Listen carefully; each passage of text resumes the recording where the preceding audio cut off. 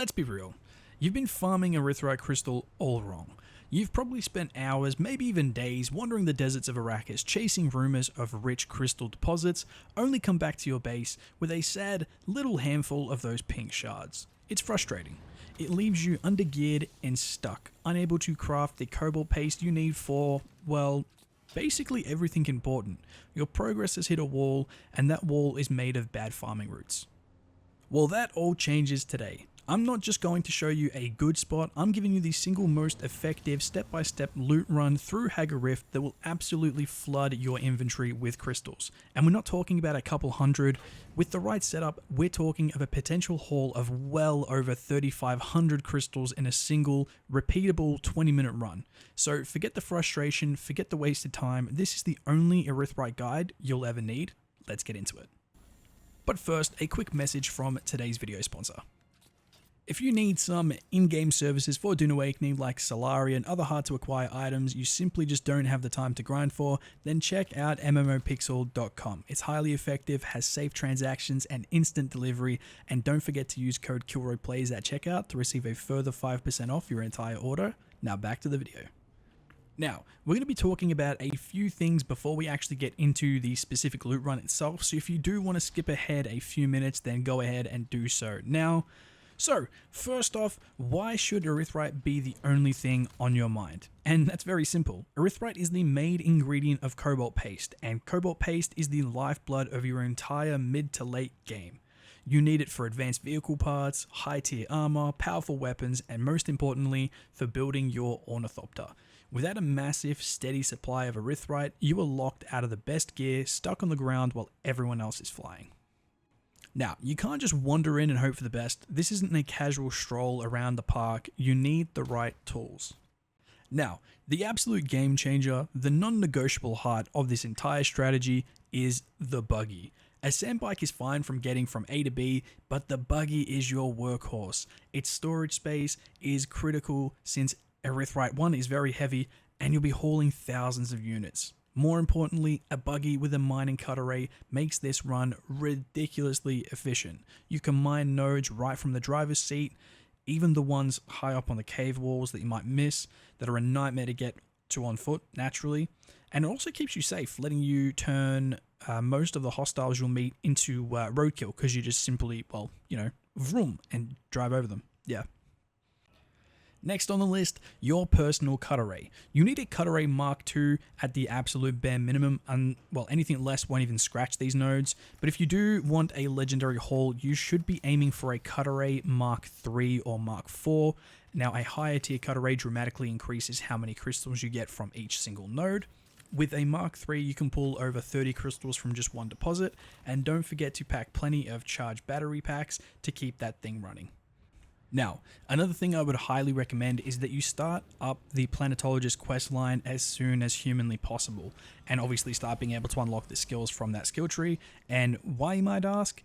Because it not only increases your personal cut array mining yields by 20%, but also your vehicle's cut array by 20%, if you can get them both to level 3, which in my opinion is an absolute game changer. So the sooner you do these quests, the better your mining yields will be across the board. For instance, if you're using the Buggy cut array Mark III, which is the lowest cut array you can use for erythrite crystal, you get 112 per chunk. However, if you had the passive 20% buff from the Planetologist skill tree, you receive an extra 22 per chunk, bringing it up to 134. And to be honest, I think I checked this out. I know I did the math, but I'm pretty sure it's 136, not 134, but the math says 134. But anyways, I digress.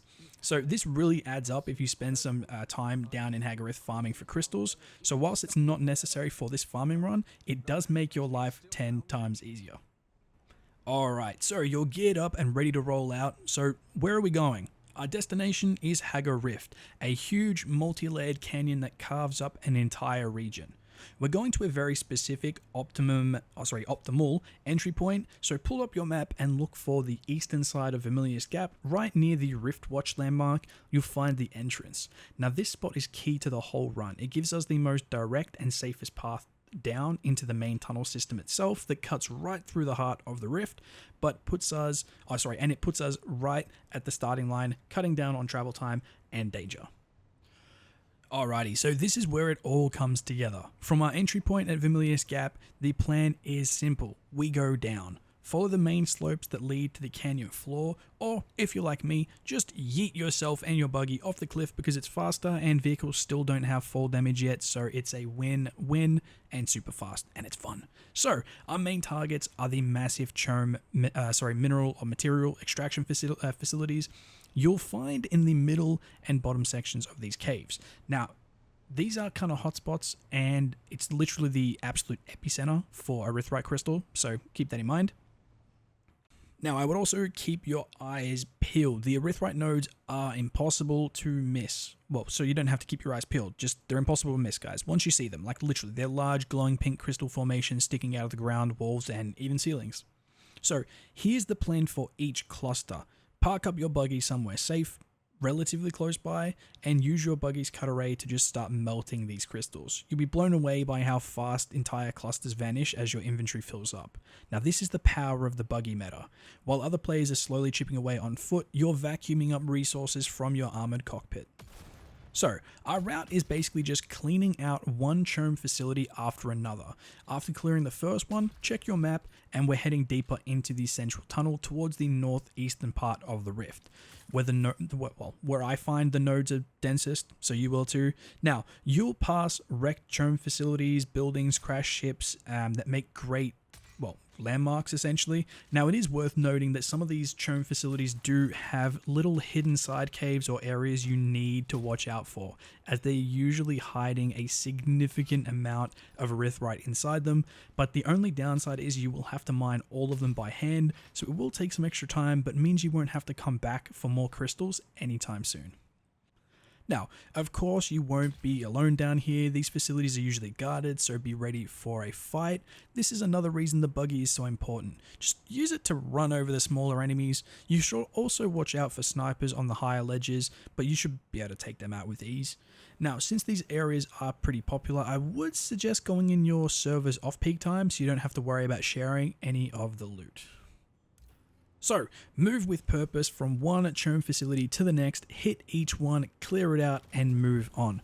Remember to use the buggy's cutter to get the nodes on the ceiling. They're always almost untouched. This systematic clearing of the deep rift is the secret to this mind-blowing haul. Now, after about 20 minutes of focused farming, following our path from facility to facility, it's time to see what all this work was for. Find a spot, take a breath, and open your buggy's inventory. And there it is, guys, the reason we came here. Your screen should now be filled with the glow of erythrite crystal. Let's look at the final count. Now on this run, as you can see, we've pulled in over 3,700 crystals, and no, that's not a typo. With the right gear and a bit of practice, this is the kind of game-changing hauls you can expect. Now this is enough cobalt paste to fund your projects for days. This is what gets you your endgame gear, your best vehicles, and your ticket to the skies in an ornithopter. This is proof that with the right strategy, you can smash through that progression wall and dominate Arrakis. So before we wrap up, here are a few last tips to make your runs even more profitable. Firstly, and I can't say this enough, completely empty your inventories before you leave the base. Both your personal inventory and your vehicles. Erythrite is heavy and every single slot counts when you're shooting for a haul this big. Secondly, if you're feeling extra ambitious, you can stack your objectives. While you're in Hagga Rift, keep an eye out for spots like the Spiral or Arctis Cavern. They have erythrite, but they're also great for farming ray amplifiers, which you'll need for things like your personal cut array Mark III, all your cut arrays going forward, and stacking your farms is the mark of a true pro. Finally, always refuel your buggy before you head out. It sounds obvious, but there's nothing worse than getting stranded deep in the rift with a full cargo hold and an empty tank. A little preparation saves a lot of pain. Trust me.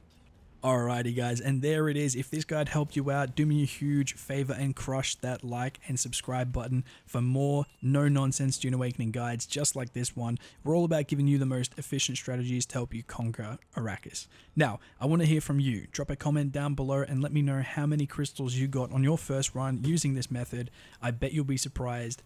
Thanks for watching. Now go get rich.